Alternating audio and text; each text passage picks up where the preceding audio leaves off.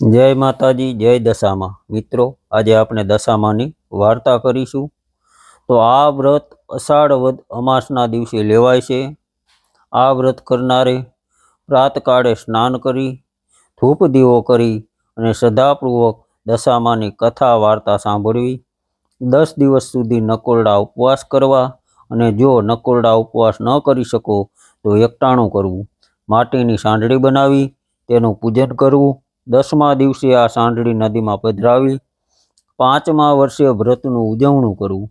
ઉજવણાની અંદર યથાશક્તિ સોના ચાંદી કે પંચધાતુની સાંઢળી બનાવરાવી બ્રાહ્મણને દાનમાં આપવી, વસ્ત્રદાન કરવું, દક્ષિણા આપવી અને ભક્તિભાવપૂર્વક દશામાનું વ્રત કરનારને સુખ, શાંતિ અને સમૃદ્ધિ જળવાઈ રહે છે।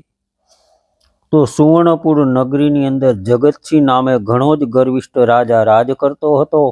તેના નગરની સમૃદ્ધિનો કોઈ પાર ન હતો। આ રાજાની ગુણિયલ, સંસ્કારી, અતિ સુશીલ અને રૂપવતી રાણીનું નામ અનંગસેના હતું। રાણી ઘણી જ નમ્ર અને ધર્મિષ્ઠ હતી।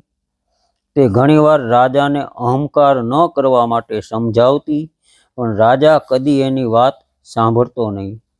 હવે અષાઢ મહિનાના દિવાસાનો દિવસ આવ્યો। તે દિવસે રાણી પોતાના ઝરૂખાની અંદર બેઠી હતી। તેણે નદીના કિનારે કેટલીક સ્ત્રીઓને વ્રત કરતી જોઈ। તેથી રાણી કુતૂહલવશ થઈ તરત જ દાસીને આજ્ઞા આપી કે નદી કિનારે સોળે શણગાર સજીને ટોળે વરેલી સ્ત્રીઓ શું કરે છે તે તું જાણી લાવ। હવે દાસી તો દોડતી દોડતી સ્ત્રીઓની પાસે ગઈ અને પૂછવા લાગી કે તમે બધા શું કરો છો? ત્યારે એક સ્ત્રીએ જવાબ આપતા કહ્યું કે અમે દશામાનું વ્રત કરી છીએ। આ વ્રતની વિધિ એવી છે કે સૂતરના 10 તાર લઈ 10 ગાંઠો વાળવી, ગાંઠે ગાંઠે કંકુના ચાંદલા કરવા। ત્યારબાદ સ્ત્રીએ વ્રત ક્યારે કરવું, કેવી રીતે કરવું વગેરે જણાવ્યું। તો દાસીએ મહેલની અંદર આવીને રાણીને બધી વાત કરી। ધાર્મિક સ્વભાવની રાણીને પણ આ વ્રત કરવાની ઈચ્છા થઈ। તેણે મનથી વ્રત કરવાનું નક્કી કરી લીધું। તેણે આ વાત રાજાને જણાવી તો અહંકારી રાજાએ ના પાડી દીધી અને કહ્યું કે આ વ્રત તો ગરીબ અને ગુરબા માટે છે। તારે તો ઘણી બધી સાહેબી છે, ધન દોલત, નોકર ચાકર, બાગ બગીચા, રાજપાઠ બધું જ છે, માટે આ વ્રત કરવાનું જ તું છોડી દે। આવા રાજાના અભિમાન ભર્યા વચન સાંભળી રાણીનું દિલ દુભાયું। એ જાણતી હતી કે ગમે તેવી સમજાવટ છતાં અભિમાની રાજા એકનો બે થવાનો નથી। તો રાજાએ અહંકાર, ગર્વ અને અભિમાનમાં ચકચૂર થઈને દશામાના વ્રતનું અપમાન કર્યું। તેથી દશામાના ક્રોધનો પાર ન રહ્યો। માએ રાજાના સપનામાં આવી અને એક જ શબ્દ કહ્યો કે હે રાજા, હવે હું પડું છું। બીજા દિવસે પડોશી રાજા લાવ લશ્કર સાથે ચડી આવ્યો। આવા અણધાર્યા હુમલાથી રાજા જગતસિંહ ગભરાયો અને જીવ બચાવવા માટે રાણી અને બંને કુંવરોને લઈને જંગલના રસ્તે ભાગી નીકળ્યો। હવે રાણી અનંગસેના મનમાં સમજે છે કે તે પોતાના પતિએ કરેલા દશામાના વ્રતના અપમાનથી આ દશા તેને પ્રાપ્ત થઈ છે। હવે ઘોર જંગલમાં રાજા રાણી ઉઘાડા પગે ચાલ્યા જાય છે। પગમાં કાંટા અને કાંકરા ભોંકાય છે। દુઃખ અને થાકનો પાર નથી। કુંવરો પણ ખૂબ જ તરસ્યા થયા છે। એવામાં એક વાવ આવી। રાજા પાણી લેવા માટે વાવની અંદર ઉતર્યા। પાછળ બંને કુંવરો ઉતર્યા તો દશામાએ અદ્રશ્ય રહી બંને કુંવરોને ખેંચી લીધા। હવે કુંવરોને અદૃશ્ય થઈ ગયેલા જાણી રાણી વિલાપ કરવા લાગી। રાજા પણ મનની અંદર તો સમજી ગયો કે નક્કી આ દશામાનો કોપ છે। એ રાણીને આશ્વાસન આપતા સમજાવે છે કે જેણે આપ્યા એણે જ લઈ લીધા, હવે એ જ આપણને પાછા આપશે। તો રુદન કરતી રાણીને સમજાવતો રાજા આગળ ચાલ્યો। થાકના લીધે બંનેના પગ ઘસડાય છે। પગમાં વેઢા વેઢાના કાંટા ભોંકાઈ ગયા છે, તેથી પીડાનો પાર નથી। તો રસ્તાની અંદર એક વાડી આવી। રાજાને થયું કે હાશ, બે ઘડી વિસામો તો મળશે। પણ જ્યાં રાજાએ વાડીની અંદર પગ મૂક્યો તો ખીલેલા બધા ફૂલ કરમાઈ ગયા વાડીનો માળી વિચારવા માંડ્યો કે નક્કી આ માણસ પાપી પગલાંનો છે. તેથી માળી લાકડી લઈ રાજાને મારવા દોડ્યો. રાજા રાણી માંડ માંડ બચીને ભાગ્યા. જીવનથી હતાશ થઈ ગયેલા ભિખારી જેવી હાલતમાં બંને એક નગરમાં આવ્યા. તે નગરમાં રાણીની બહેનપણી રહેતી હતી. બહેનપણીના ઘરે કાંઈક ખાવાનું મળશે તે આશાએ બંને તેના ઘેર આવ્યા. રાણીએ બહેનપણી પાસે ખાવાનું માગ્યું એટલે તે ખીજાઈને બોલી કે જા જા ભિખારણ, મારા રાજ્યમાં આવી બટકું રોટલો માંગતા તને લાજ શરમ ન આવી? આવા વેણ સાંભળી તેઓ ત્યાંથી આગળ વધ્યા. રસ્તામાં રાણીની બહેનનું ગામ આવ્યું. રાજાને આશા હતી કે મારી બહેન જરૂર આશરો આપશે. એણે પાદરેથી પોતાની બહેનને સંદેશ મોકલ્યો કે તેનો ભાઈ આવ્યો છે અને પાદરે મુકામ કર્યો છે. બહેનને સંદેશો મળતા તેને થયું કે જરૂર મારા ભાઈને કોઈ દુઃખ પડ્યું છે, નહીંતર હાથી, ઘોડા અને રથ વગર તેઓ આવે જ નહીં. આમ વિચારી બહેને સુખડી બનાવી, સોનાની ગાગરમાં સુખડી મૂકી અને સાથે સોનાનું સાંકળું પણ મૂકી પોતાના ભાઈને મોકલાવ્યું. ભાઈને સોનાની ગાગર મળી પણ તે પિત્તળની બની ગઈ. સુખડી ઈંટના કટકા બની ગઈ અને સોનાના સાંકળાનો સાપ થઈ ગયો. આ જોઈ રાજા વિચારમાં પડી ગયો. તેને થયું કે આ તો મારી સગી બહેન મને મારી નાખવા માટે આવું ન કરે. નક્કી આ દશામાના કોપના કારણે બન્યું છે. આવો વિચાર કરી રાજાએ ગાગર ત્યાં જ ભોંયની અંદર દાટી દીધી અને રાણીને લઈને આગળ ચાલ્યા. હવે આગળ જતા રસ્તામાં એક મોટી નદી આવી. નદીના કાંઠે ચીભડાના વાડા હતા. રાણીએ ખેડૂતોને બે હાથ જોડીને કહ્યું કે ભાઈ, અમને ખૂબ જ ભૂખ લાગી છે, દયા કરી અને એક ચીભડું ખાવા આપો તો સારું. ખેડૂતને તેમની ઉપર દયા આવી, તેથી તેણે એક ચીભડું તોડી રાણીને આપ્યું. હવે રાજા રાણીને નિયમ હતો કે સૂર્યનારાયણ અસ્ત થઈ ગયા પછી ખાવું નહીં. તેથી રાણીએ ચીભડું આપણે સવારે ખાશું એમ બોલી અને પોતાના સાડલાની અંદર સંતાડી દીધું. હવે પૂર્વે બન્યું એવું કે ગામના રાજાનો કુંવર 2 દિવસ પહેલાં રિસાઈને ભાગી ગયો હતો.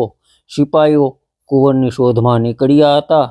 સિપાઈઓ શોધતા શોધતા અહીં આવી ચડ્યા. તેમણે રાણીના સાડલાની અંદર કંઈક સંતાડેલું જોઈ અને બોલ્યા કે બેન, તમારા સાડલાની અંદર શું છે? ત્યારે રાણી કહેવા લાગ્યા, ભાઈ, આ તો ચીભડું છે. હવે સૈનિકોએ તેને બહાર કાઢી બતાવવા માટે કહ્યું તો રાણીએ સાડલામાંથી ચીભડું બહાર કાઢ્યું, પણ દશામાના કોપના કારણે તે ચીભડું જ કુંવરનું માથું બની ગયું. આથી રાજાના સિપાઈઓ ખૂબ જ ગુસ્સે થઈ ગયા અને બોલ્યા કે તમને રાજાના કુંવરને મારી નાખ્યો છે. આમ બોલી તેમને દોરડાથી બાંધી લાતો મારતા મારતા નગરની અંદર લઈ ગયા. નગરના રાજાને બધી વાત કરી. રાજાએ પોતાના કુંવરની હત્યા કરવા બદલ જગતસિંહને કાળી કોટડીનો હુકમ આપી બંદીખાનાની અંદર નાખી દીધો. હવે રાજા વગર વાકે કેદ થયો. તેથી રાણી અનંગસેના પર દુઃખનો પહાડ તૂટી પડ્યો. એ રોજ જંગલમાં જતી, લાકડાનો ભારો લઈ આવતી, જે પૈસા મળે એમાંથી પેટનો ખાડો પૂરતી. આમ દિવસો ઉપર દિવસો પસાર થવા લાગ્યા. એવામાં અષાઢ મહિનો આવ્યો અને દિવાસાનો દિવસ આવ્યો. રાણીને થયું કે રાજાએ દશામાનું અપમાન કર્યું છે, તેથી અમારી દશા આવી થઈ ગઈ છે. એટલે રાણીએ દશામાના 10 દિવસ નકોરડા ઉપવાસ કર્યા, માટીની સાંઢળી બનાવી, માની પૂજા કરી અને આર્ધ સ્વરે માની સ્તુતિ કરવા લાગી. રાણીની ભક્તિ જોઈ દશામાનો કોપ શમી ગયો. માએ રાણીને આશીર્વાદ આપતા કહ્યું કે કાલે તને તારો પતિ પાછો મળશે. એ જ રાત્રે દશામાએ નગરના રાજાને સ્વપ્નમાં જઈ અને આદેશ આપ્યો કે તે નિર્દોષ માણસને કેદમાં પૂર્યો છે. તારો કુંવર તો એના મોસાળમાં લીલા લહેર કરે છે, એ તો સવારે પાછો આવી જશે. સવાર પડતા જ દશામાની કૃપાથી કુંવર પાછો આવી ગયો. રાજાએ જાતે જઈને જગતસિંહને બંદીખાનામાંથી મુક્ત કરી અને ક્ષમા માગી. એટલું જ નહીં, ખૂબ ધન પણ આપ્યું. હવે રાજા રાણી રથની અંદર બેસી પોતાનું નગર એવું સુવર્ણપુર જવા માટે નીકળ્યા. રસ્તામાં બહેનનું નગર આવ્યું. રાજાએ પેલી ગાગર યાદ આવી. પાદરે આવી ખાડો ખોદીને જોયું તો ગાગરની અંદર સોનાનું સાંકડું અને સુખડી હતા. એટલામાં બેન પણ આવી. તે ભાઈ ભાભીને આગ્રહ કરી પોતાના ઘેર લઈ ગઈ અને રાજા રાણી 2 દિવસ ત્યાં રોકાઈને આગળ ચાલ્યા. હવે રસ્તામાં રાણીની બેનપણીનું ઘર આવ્યું. જે બેનપણીએ પહેલાં જાકારો દીધો હતો તે અત્યારે ઓરડા બહાર ઊભી હતી. તે રાણીને ઓળખીને ભેટી પડી અને બોલી કે બેન, તું તો બહુ દિવસે આવી, આજે તો તને હું જવા જ નહીં દઉં. ત્યારે રાણીએ કહ્યું કે મારી કઠણ દશા ચાલતી હતી ત્યારે તમે મને કટકો રોટલો પણ આપ્યો ન હતો, તેથી હવે અમે અહીં રહીશું નહીં. આમ કહી તેઓ ત્યાંથી ચાલી નીકળ્યા. ત્યાંથી ચાલતા ચાલતા તેઓ ગામના પાદરે આવેલી વાડીમાં આવ્યા. સુકાયેલી વાડી તેમના આવતા લીલીછમ થઈ ગઈ. માળી તેમને હાથ પકડી વાડીની અંદર લઈ ગયો. વાડીની અંદર થોડો વિશ્રામ કરી તેઓ આગળ ચાલ્યા. રસ્તાની અંદર વાવ આવી. વાવના કાંઠે દશામાં વૃદ્ધ ડોશીમાનો રૂપ ધારણ કરીને ઊભા હતા. બંને કુંવરો તેમની આંગળી પકડીને ઊભા હતા. રાજા રાણી તરત જ માતાજીને ઓળખી ગયા. તેમના ચરણોની અંદર ઢળી પડ્યા. દશામાએ અસલ સ્વરૂપની અંદર આવી રાજા અને રાણીને દર્શન આપતા કહ્યું કે હે રાજા, તે અભિમાન આણીને મારા વ્રતનું અપમાન કર્યું હતું, તેથી હું તારા ઉપર ક્રોપાયમાન થઈ હતી, પણ હવે તારો ગર્વ ગળી ગયો છે. વળી તારી રાણીએ ભક્તિભાવથી મારું વ્રત કર્યું છે, તેથી હું તમારી ઉપર પ્રસન્ન થઈશું. તારું રાજ તને પાછું મળી જશે. હવે માં કરતો રાજા જગતસિંહ દશામાના પગમાં આડોટી પડ્યો કે માં, હે દયાળી, કળિયુગમાં તમારી કારમી કસોટીમાંથી કોઈ પાર ઉતરી શકશે નહીં, માટે આવો કોપ કોઈની ઉપર માં તમે કરશો નહીં. ત્યારે દશામાં મીઠું મધુર હાસ્ય વેરતા બોલ્યા કે તારી વાત હું કબૂલ કરું છું. કળિયુગની અંદર જે કોઈ મારું વ્રત કરી મારી કથા સાંભળશે અથવા તો સંભળાવશે તેની દશા સદા સારી રહેશે. આમ કહીને દશામાં અંતર ધ્યાન થઈ ગયા. રાજા રાણી બંને કુંવરોને લઈ પોતાના રાજ્યની અંદર આવ્યા. જગતસિંહના સેનાપતિએ પડોશી રાજાને હરાવીને રાજ પાછું મેળવ્યું હતું. નગરમાં સમાચાર પહોંચ્યા કે રાજા રાણી પાછા આવી ગયા છે. ત્યારે નગરના લોકોએ વાજતે ગાજતે તેમનું સામયું કરી તેમને નગરની અંદર તેડી લાવ્યા. રાજા રાણી આનંદપૂર્વક દિવસો પસાર કરવા લાગ્યા. રાજા રાણીએ 5 વર્ષ સુધી દશામાનું વ્રત કર્યું. વ્રત પૂરું કર્યા બાદ તેનું ઉજવણું પણ ધામધૂમથી કર્યું. તો હે દશામાં, જેવા તમે રાજા રાણીને ફળ્યા તેવા તમારું વ્રત કરનાર, તમારી કથા કરનાર તથા તમારી કથા સાંભળનાર સૌને ફળજો. બોલો જય દશામાં. મિત્રો, તમને આ વિડીયો ગમ્યો હોય તો લાઈક કરો અને શેર કરો. આવા અવનવા વિડીયો જોવા માટે આપણી ધાર્મિક સવર ચેનલને સબસ્ક્રાઈબ કરો. બધાને જય દશામાં, જય માતાજી.